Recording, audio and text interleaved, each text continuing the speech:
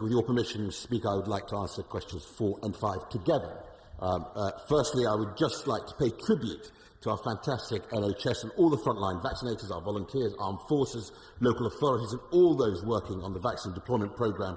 I'm very grateful for their tireless efforts in vaccinating those most at risk across the country. I am absolutely delighted, Mr. Speaker, and no haircut puns at all here, that another significant milestone has been reached as we have met our target of offering a vaccine to those in cohorts 1 to 9 ahead of schedule.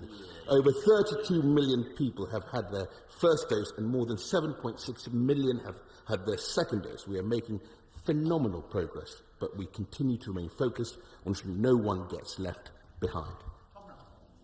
Mr. Speaker, well, last week I became one of those people who had their first jab at Boots the Chemist in Nottingham, and will my honourable friend join me in thanking all those, not only places like Boots, but all those involved in the rollout of the vaccine of the Pfizer-BioNTech, Oxford AstraZeneca and the Moderna vaccines? And will he agree with me that the best way out of this situation is to get that jab, and so when the time comes and people get that call, they should take that opportunity as soon as they can?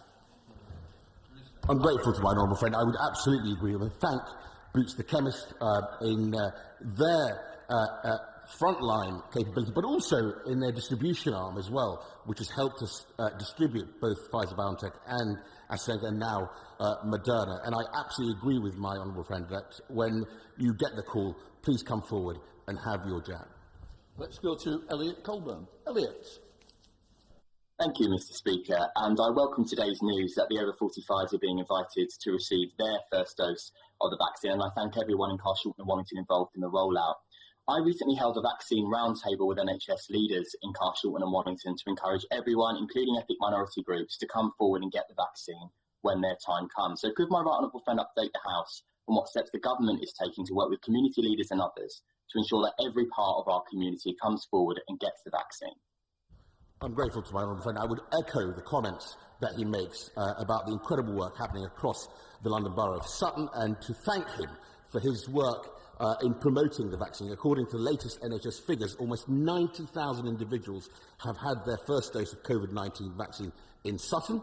To this end, we are working closely with faith and community leaders to help spread information about vaccines through trusted, familiar voices and in a range of different languages and settings. This also means leveraging the influence of celebrity figures such as Sir Lenny Henry.